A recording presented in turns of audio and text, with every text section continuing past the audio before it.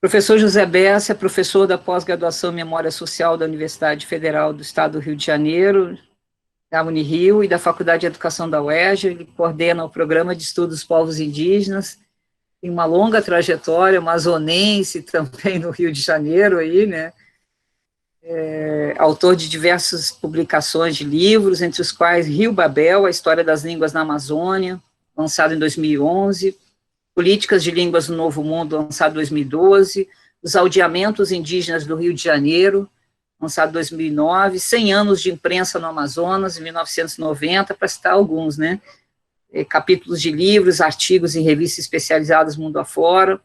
Ele tem uma coluna semanal em jornais do Amazonas desde 1984 até os dias de hoje. Ele tem o blog Tá Aqui Pra Ti, com muitas publicações que a gente colocou, inclusive, na página. Então, é uma honra também estar aqui com você, professor Bessa, com quem também trabalhei na Funarte. Você tem uma longa trajetória do qual eu admiro, então a gente passa a palavra para você. Muito obrigada, querido.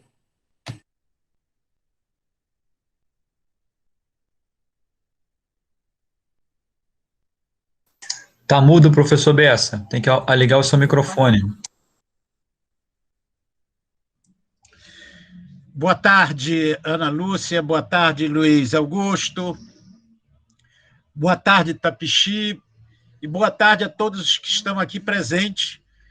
E estamos aguardando ansiosos o retorno do nosso querido Ailton Krenak, que é sempre muito instigante ouvi-lo. Queria lamentar o fato ocorrido, né? Eles não querem que a gente converse entre a gente, que a gente debata. Já fizeram isso várias vezes comigo no Estado Gerais da Cultura. E o Silvio Tendler disse muito bem, disse, olha, nós devemos ser importantes para eles estarem entrando e tentarem invadir. E não são jovens brincalhões, não. É milícia mesmo digital. Bom, eu queria dizer que eu fiquei muito emocionado ouvindo a Tapixi falar na sua língua e espero que a gente possa ouvi-la ainda cantar. Porque eu tinha pensado em discutir o tema, que é culturas indígenas e territorialidades, destacar dentro das culturas indígenas as línguas. Porque, olha só, historicamente, língua e território costumam andar de mão dadas. É uma dupla, assim, inseparável. Uma língua, por que ela é inseparável? Porque uma língua, ela contém dentro dela todo o território onde ela é falada. Por quê? Porque a língua classifica, nomeia, descreve, avalia, canta, narra, hierarquiza e dá sentido a tudo que existe dentro do território. Flora, fauna, acidentes geográficos, seres encantados e desencantados que o povoam, além de crenças e conhecimentos que revelam essa relação entre eles. As línguas, elas não só comunicam informações, segundo alguns autores, essa é apenas uma de suas tantas funções, né? Para que serve uma língua além de comunicar? Elas realizam toda uma série de práticas sociais, construindo os discursos que estabelecem vínculos sociais, que ritualizam, contam histórias, cantam, brigam, amam e contribuem para criar comunidades que se formam justamente com essas afinidades. E aí, as línguas faladas em determinada área servem historicamente como critério importante, ainda que não único, não exclusivo, para o reconhecimento da identidade de seus habitantes e para pensar o território que ocupavam, delimitando suas fronteiras. Neste caso, a extensão e a natureza do território são avaliadas pelo grau de intercomunicação entre os que convivem no espaço geográfico.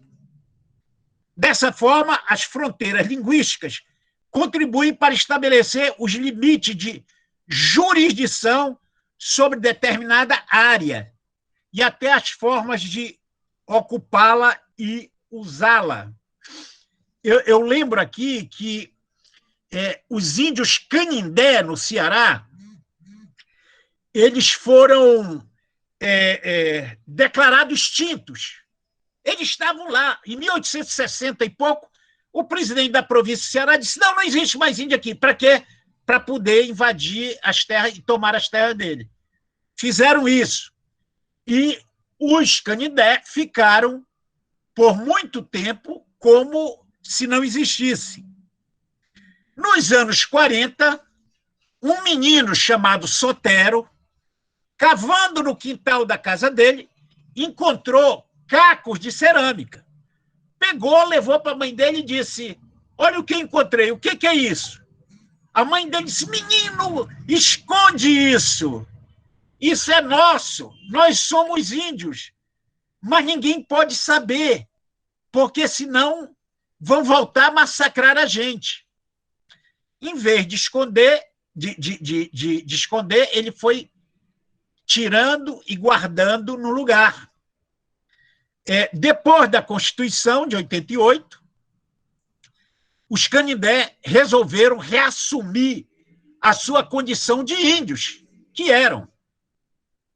E aí foram ao Ministério Público, que entrou, a FUNAI negou, eles entraram na Justiça.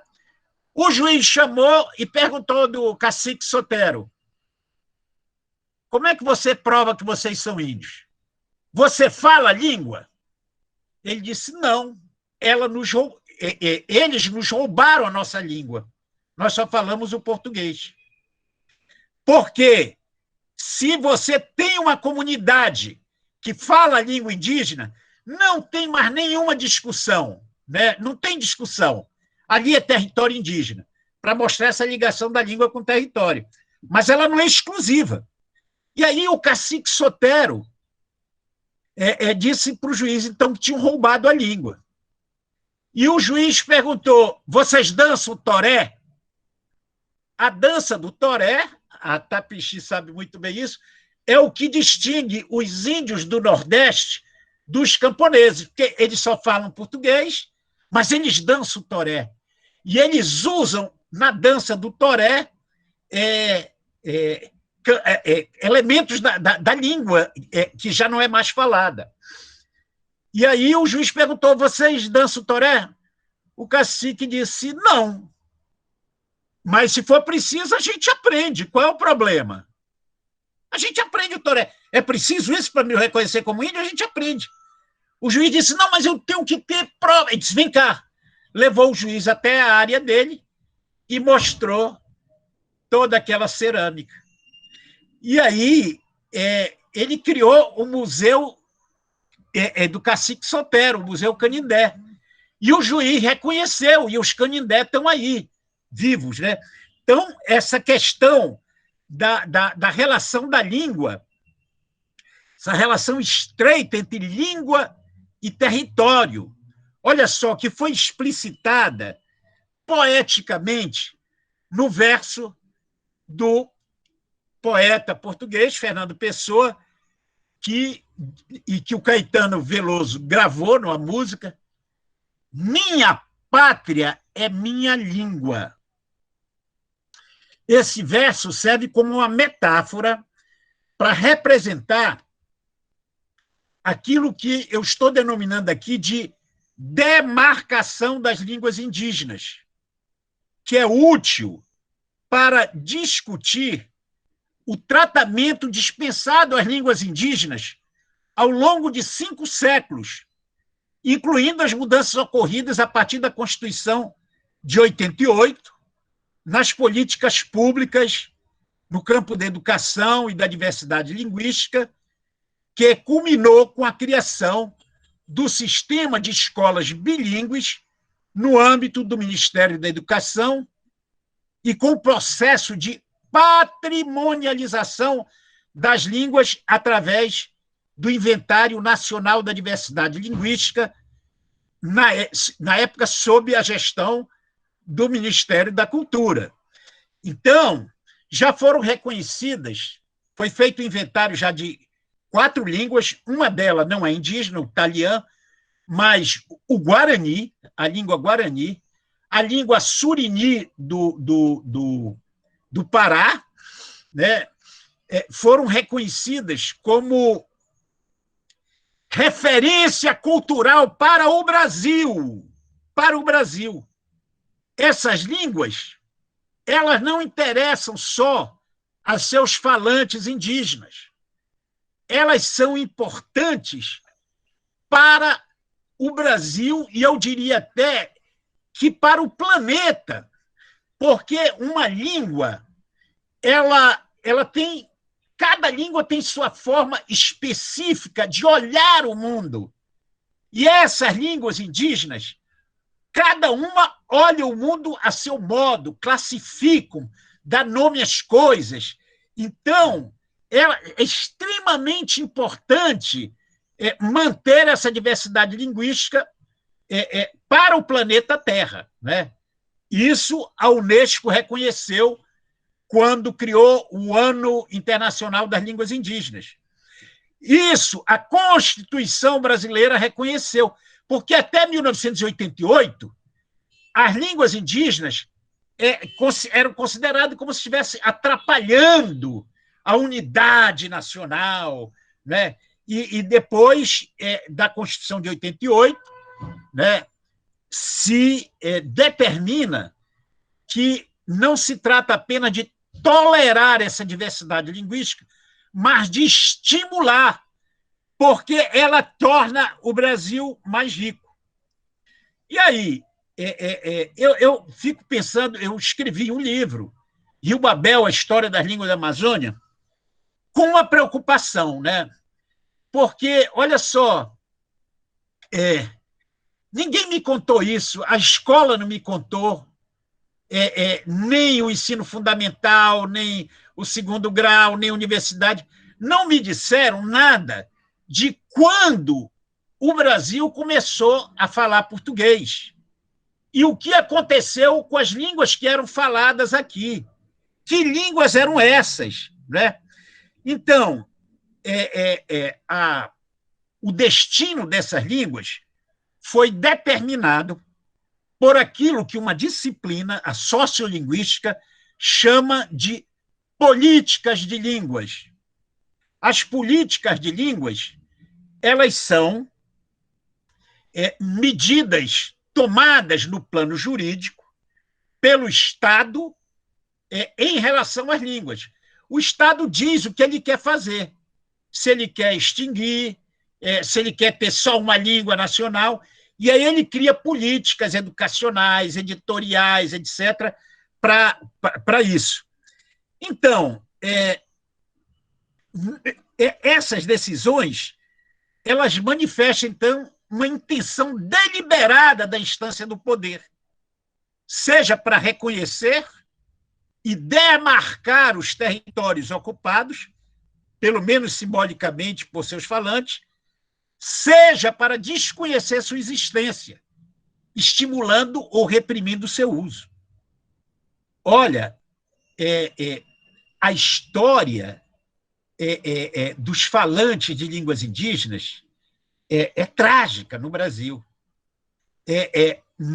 No Pará, o padre jesuíta João Daniel, que viveu 19 anos na Amazônia no século XVIII, ele escreveu em 2 tomos um livro, Tesouro Descoberto do Rio das Amazonas. E lá ele conta que um outro missionário pegou uma palmatória e começou a espancar uma índia, dizendo para ela: eu só paro de te bater se você disser basta, mas não na tua língua. Eu não quero ouvir a tua língua. Saiu sangue das mãos dela e ela se recusou. E aí o padre João Daniel disse uma coisa muito interessante. Ele disse: as mulheres resistem mais a migrar da sua língua materna para uma outra língua. Os homens negociam mais, acabam indo. O que significa que se a Tapixi está falando o Guajajara hoje, se existem tantas línguas faladas no Brasil hoje, o IBGE, no censo de 2010, fala em 274, os linguistas falam em 180, mas se existem essas línguas hoje, em grande medida, o Brasil e a humanidade devem a essas mulheres, a essas mães, a essas avós que insistiram em falar as suas línguas. A coroa portuguesa, então, né, nessa medida de imperialismo linguístico da língua portuguesa, ela impôs o português. Como é que ela impôs? Olha só, foi assim.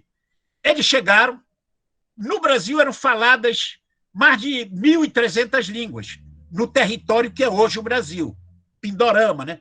Mais de 1.300 línguas eram faladas. E aí os portugueses chegam. E, para viabilizar o projeto colonial, eles precisavam ser entendidos, precisavam dar ordens, e essas ordens para ser obedecida. Mas se ele não falava a língua dos índios, como é que o língua... Então, eles começaram no início através de gesto, mas a linguagem gestual, ela também não é universal. Ela não é universal, né? Os gestos significam uma coisa numa cultura e outra noutra. Aí, eles resolveram usar intérprete. Quem eram esses intérpretes? Alguns eram portugueses, como João Ramalho, que casou com uma índia e aprendeu o tupinambá.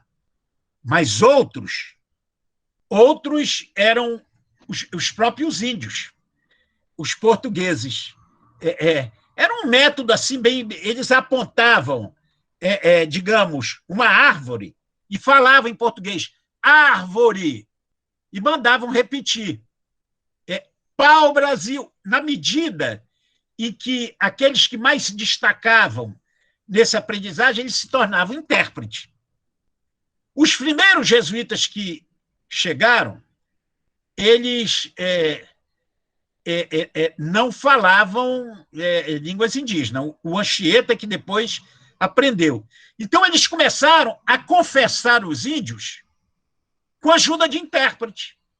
Eles ensinavam catecismo com a ajuda de intérprete, e na hora do confessionário, eles iam lá e o cara contava o pecado dele para o intérprete. O intérprete dizia: padre, ele está dizendo que não foi à missa domingo, etc. Aí o padre dizia para o intérprete: diz para ele que então ele tem que rezar, sei lá, 5 Ave Maria, 5 Pai Nosso. Tudo isso através de intérprete. Isso deu um rolo muito grande, porque aquele bispo Sardinha, aquele que dizem que foi jantado pelos índios, o Sardinha mandou um documento para o Vaticano dizendo: olha, estão quebrando o segredo inviolável da confissão. Não pode. E aí o Vaticano proibiu que se confessasse com intérprete. É quando os jesuítas começam a aprender as línguas indígenas. Não foi bem as línguas indígenas. O Anchieta aprende o tupi de São Paulo. Eles tentaram ensinar o português para os índios. Foi um desastre. Por que foi um desastre? Porque, olha só, a distância do português para as línguas indígenas é enorme. Se os japoneses invadissem o Brasil e dissessem para nós, só come quem falar japonês, nós íamos morrer de fome. Por quê? Porque o japonês é uma língua muito distante do português. Mas se fosse los hermanos argentinos que dissessem isso, nós outros hablaríamos. Por quê? Porque o português pertence à mesma família que o espanhol. Então, era muito difícil ensinar português. Aí os jesuítas descobriram uma coisa, que todos esses cursos que ensinam segunda língua, comercialmente hoje, eles sabem que é o seguinte, quanto mais criança, mais fácil você aprende uma segunda língua. Aí o que eles fizeram? Trouxeram 300 órfãos de Portugal, né, que estavam no orfanato, e jogaram esses órfãos no litoral da Bahia, dizendo eles vão ensinar português para as crianças indígenas. Um ano depois, o padre Serafim Leite conta isso na história da Companhia de Jesus, um ano depois, nenhum índio estava falando português, mas todos os órfãos portugueses estavam falando tupinambá, que é aquele aprendizado por imersão. Se você levasse os índios para Portugal, eles poderiam falar, mas trazendo para cá, porque o mundo estava todo classificado em línguas indígenas, da família Tupi. E aí foi um desastre. Foi quando os jesuítas perceberam que, se eles falassem o tupi de São Paulo, que eles conheciam, eles eram entendidos pelos tupiniquim, eles eram entendidos pelos índios do litoral de Santa Catarina,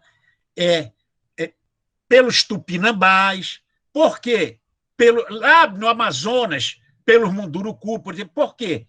Porque eram línguas da mesma família, como o português do espanhol.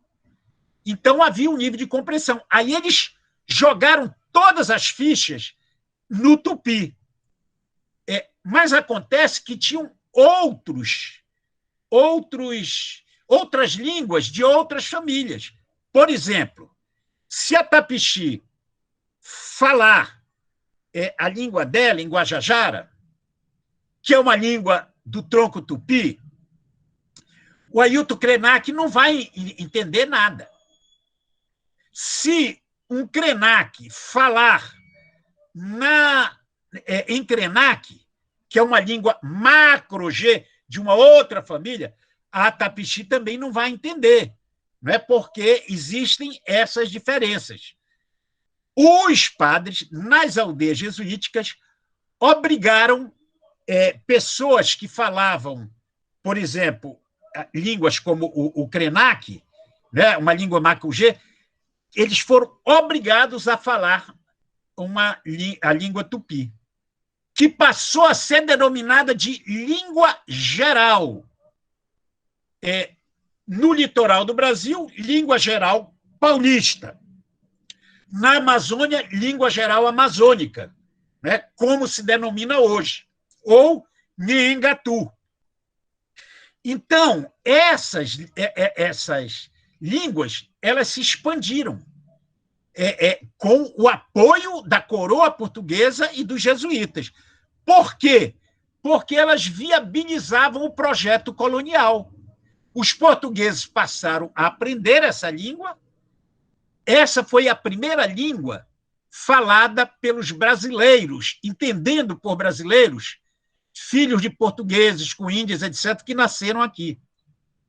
Os portugueses que estavam aqui, era mais fácil os portugueses aprenderem o mínimo de uma língua geral do que índios de diferentes línguas aprenderem o português.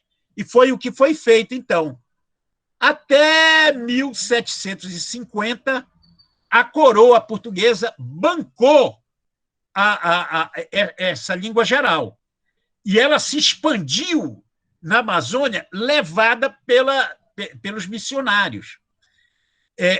E ela foi responsável por matar algumas línguas particulares.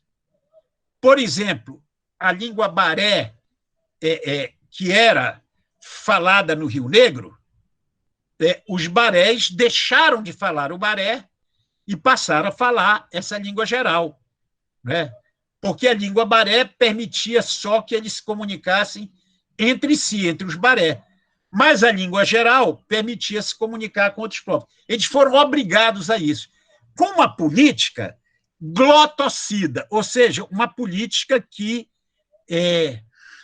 matou e extinguiu muitas línguas indígenas, né? Olha, o padre Antônio Vieira usou uma série de adjetivos para desqualificar essas línguas, como línguas pobres, bárbaras, inferiores, toscas, rústicas, desarticuladas, embrulhadas, hórridas, irracionais, estragadas, perdidas, incompreensíveis e incapazes do pensamento abstrato. O que é uma grande besteira, porque, do ponto de vista linguístico, não existe uma língua melhor do que a outra. Qualquer língua é capaz de expressar qualquer pensamento, qualquer sentimento, qualquer conhecimento, né? Então, esse panorama todo das línguas que foram sendo extintas, né?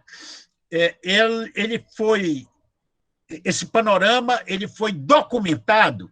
Eu queria chamar a atenção aqui para isso, porque, para quem não conhece, seria muito interessante conhecer o mapa feito pelo Kurt Niemoendaju.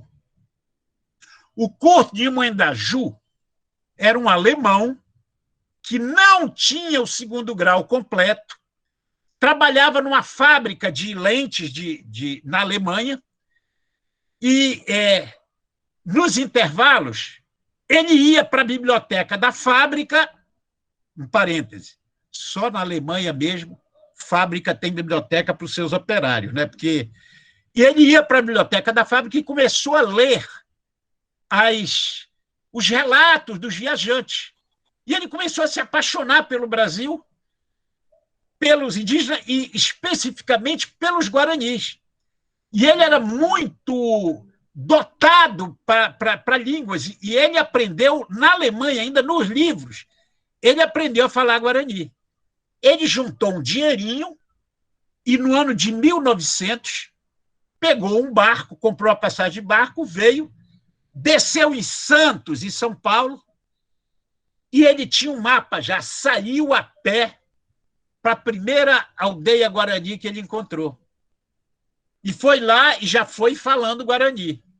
E é claro que o guarani que ele falava não era exatamente o mesmo, mas ele foi aprendendo e ele foi um apaixonado pelas línguas indígenas.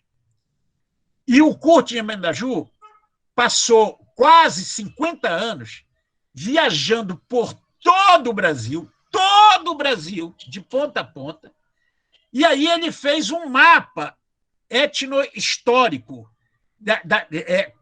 com línguas e territórios, um mapa do Brasil, dizendo, olha, aqui estavam os Guajajara, eles falavam tal língua.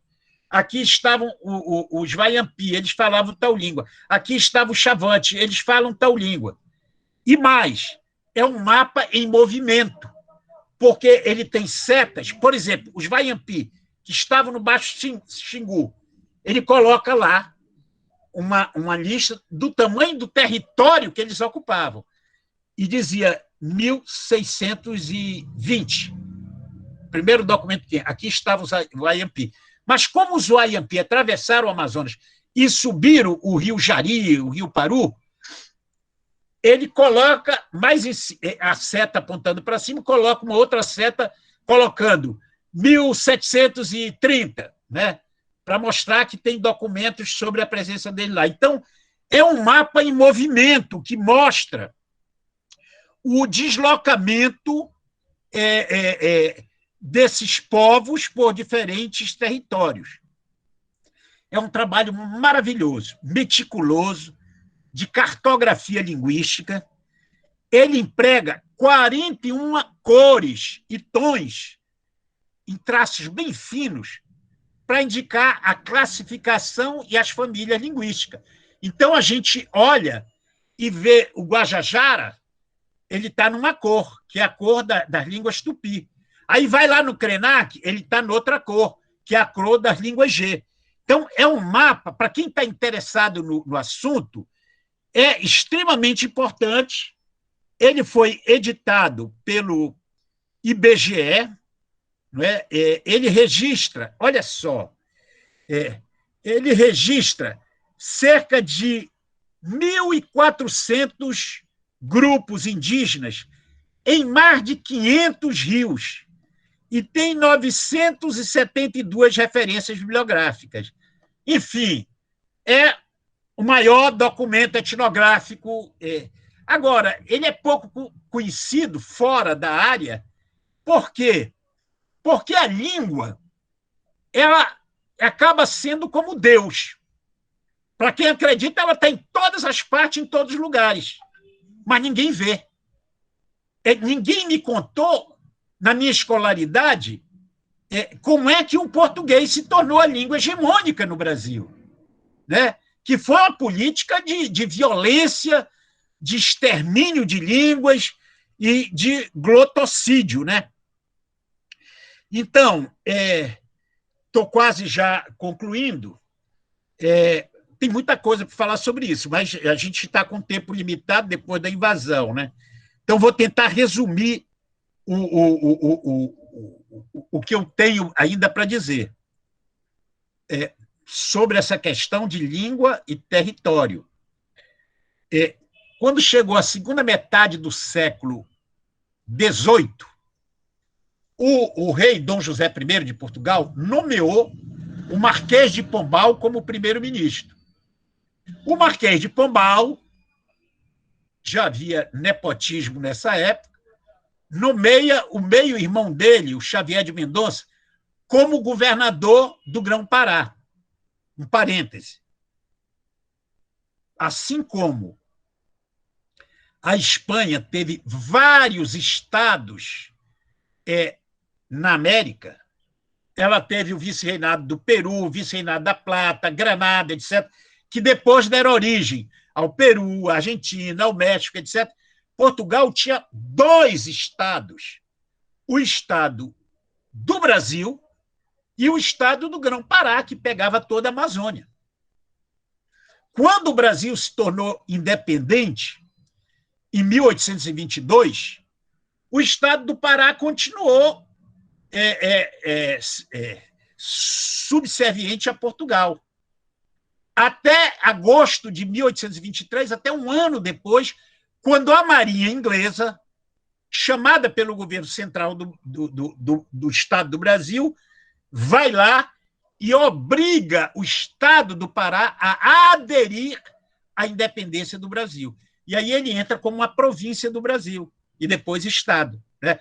Mas até 1823 era um Estado independente que diretamente ligado a Portugal, com seus governadores próprios, com sua legislação.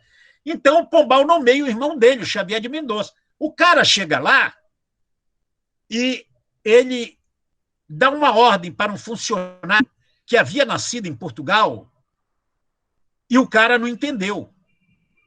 Aí o Xavier de Mendonça ficou assustado, porque o cara não falava português direito. Ele só falava a língua geral. E aí o Xavier de Mendonça, uma noite, estava dormindo lá no palácio dele, e ele escutava um barulho.